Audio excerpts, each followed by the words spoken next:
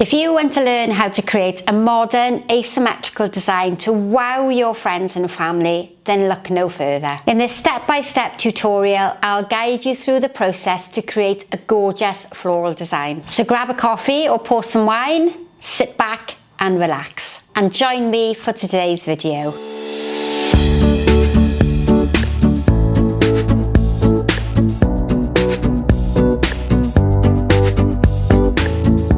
Welcome back to today's step-by-step tutorial. If you're part of my Facebook group, which is called Sharon's Innovations Group, and you can join at any time, just follow the link below, then you will have seen me create a design in this really beautiful black modern container for one of the local flower clubs.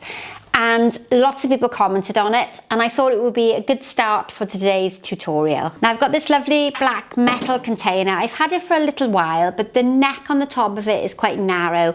So what I've already done is I've glued an ordinary plastic tray onto the top there, and that will hold my mechanics into place. And today I'm going to be using floral foam. And if you don't like foam, then there are plenty of videos on the channel that you can look back at for more sustainable and environmentally friendly options. But for today, we're going to be looking at floral foam. And my design that I'm going to create is going to be almost asymmetrical. So it's going to come down longer on one side and be counterbalanced by the weight of flowers and leaves at the back. So I don't need a huge amount of floral foam, but what I do need to make sure is I've got enough height to be able to bring my material down at the side. So I'm going to use some tape today just to hold that into place. And I'm just using some ordinary green florist tape there over the top to hold it in position. And that's going to work really well for today's design. If you don't have the ability to glue a plastic tray on the top, then you'd need to fix your floral foam just into the top section here of the design. And I'm going to bring out to the side some amazing white Campanula. Now the season hasn't quite got started yet for the Campanula, but the lovely white sort of cascading movement is going to work really well in this design because it's going to help bring that weight over to one side. So what I'm going to do is almost create a design that's as wide as it is tall. So I'm going to use the height measurement of my vase to give me a rough estimate for the length of the side of my floral design. So if I just hold my Campanula there alongside, that's going to give me just a rough estimate. It doesn't have to be perfect. And I'm going to use that Campanula at its full length to come out really dramatically there from the side. Now this is going to be quite a striking design. It's got very minimal choice of flowers, so I need to work really hard with each placement to make sure that I get it in the right position to create this asymmetrical design. Now when a design is asymmetrical like this, we're almost going to go half of the length of this side on the shorter side. Now it's going to be a little bit difficult to film because the length of my Campanula is quite long, but this side is going to be about half of the length of this section over here.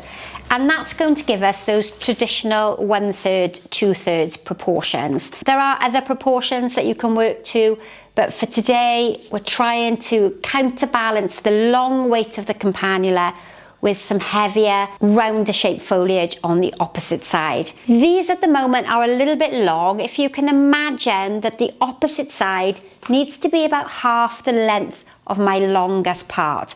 So what I'm going to do is just take my scissors and lightly snip off the edges. It doesn't do the leaf any harm. It's a good, strong, robust piece of foliage, but that's going to give me a shorter leaf which will help to counterbalance the weight on this opposite side. So it's a more modern technique. In traditional flower arranging, we tend to equally balance things on both sides. If you can imagine a centre line, the weight of the flowers looks similar on either side. But with a more modern design like this, I'm almost balancing it with a completely different shape, a much heavier, bolder material to counterbalance this weight on the opposite side. And if you're not familiar with lots of these words and terminology that I use during the videos, then you will find over on Etsy that I've released some little instruction guides on exactly how to use and apply the principles and elements of design, and I'll pop that into the description box, so if you want to buy one you can pop over to Etsy and have a look. So I've also added in some palms. That's going to help bring that green colour in all the way over to one side, and straight away we've got a really dramatic arrangement, quite modern, quite contemporary, and would look fantastic in a room that has a very monochrome colour theme.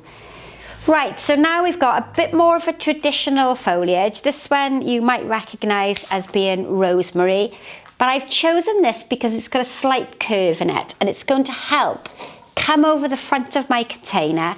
It's really going to mask the floral tape and that plastic container at the base, and by placing it in a grouped format it gives me a more modern feel and a more modern structure to the arrangement.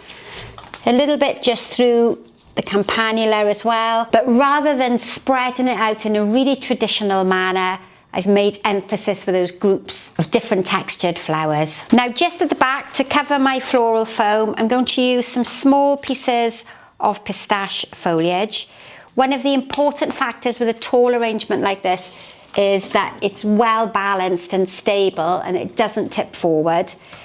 So the greenery at the back is going to help hide my floral foam and stop it from dehydrating. It's going to bring in some actual weight there at the back so my arrangement doesn't tip forward, and it gives me that depth, so it makes my arrangement three-dimensional from front to back. A little bit more and we're almost done.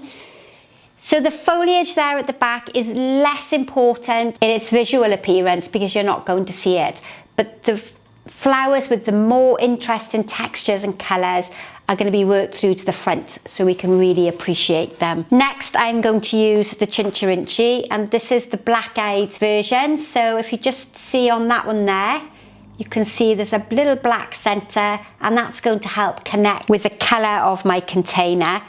And these are going to come out in the opposite manner. So the line of my Campanula are going to follow through the greenery in the centre, and it's going to be drawn up into this lovely colour and shape of my Chincherincee. And we've got 3 to go in there that can go in at different levels.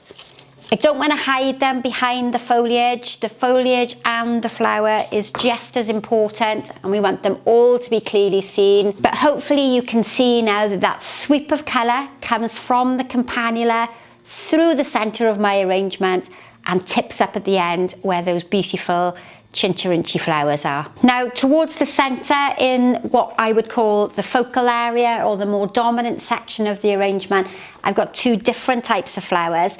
I'm going to start with the Alstroemeria. This is a variety called Florinca, and it's a slightly smaller head than your traditional Alstroemeria. And I find with these the stem is really strong and it's going to insert really nicely there into the foam. Sometimes Alstroemeria can be a bit temperamental and they quite often snap when you're arranging with them, but the Florinca variety is always much better. So at the moment there's quite a fussy group of flowers with the Alstroemeria, and there's also a fussy group of flowers with the trailing Campanula. So what I'm going to do now to break up those 2 fussy elements is to introduce a rose in between, and that will help give me a bit of contrast in colour and texture. And today I've got the gorgeous avalanche rose, and lots of florist teachers will encourage you to remove the outer petals. I like the colour on these, they're not damaged, it's a perfectly good rose, so I'm going to leave them on because I like the green colouring alongside the green petals of my Alstroemeria. If you want to remove them, that's perfectly acceptable, but today I feel they're good enough quality to be left on, and I'm going to enjoy the colour link between the green and the Alstroemeria. So it's a nice tall arrangement. I'm up on tiptoes now to get those top flowers in, and I've got 3 all together. So I'm going to bring another one a little bit more towards the back. It's going to help aid balance. It's going to make sure my design doesn't tip forward. But if we put it in this position here, you can still see it from the front, but it gives that impression that the arrangement has a front and a back. So we get depth and we don't get that really flat 90-degree angle there at the back. Still a little bit of foliage needed to cover the floral foam, but to give me another link between the dark black of the container. I've got a really interesting flower seed head. This is called Sorghum and it's one of the Millet family. This is its natural colour when it's dried, and it's a beautiful link between the black of my container. So what I'm going to do here is introduce this towards the front. Again, it's grouping it and blocking it together so we get that more contemporary feel to our arrangement.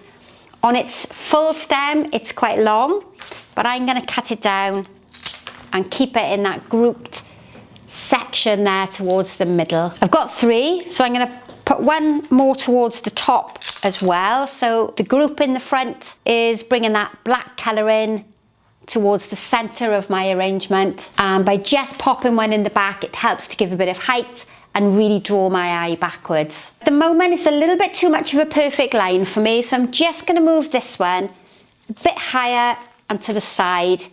It's going to give me the same effect, but I'm going to prevent having that very severe line there in the middle. So how's that so far? So I'm not going to overcrowd that arrangement. The more flowers I'm going to add in, the more traditional the arrangement is going to become. So I'm just going to very neatly use some small pieces of leather leaf just to tuck in a few different areas of the arrangement to ensure that the foam is covered. And I'm going to introduce my final foliage. And this is this quite traditional pine that we see used at Christmas. But I thought the texture was going to work really well, just nestled in amongst the flatter leaves to give me some contrast.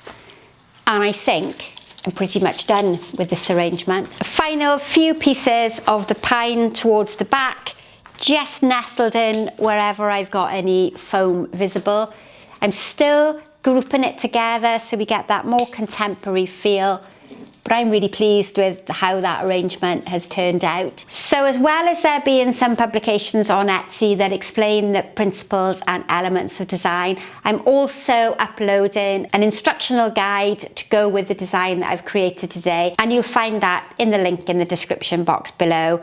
So I hope you've enjoyed that arrangement. I look forward as ever to seeing you for the next tutorial. Please comment in the box below, share with all your friends and family, and subscribe to the channel.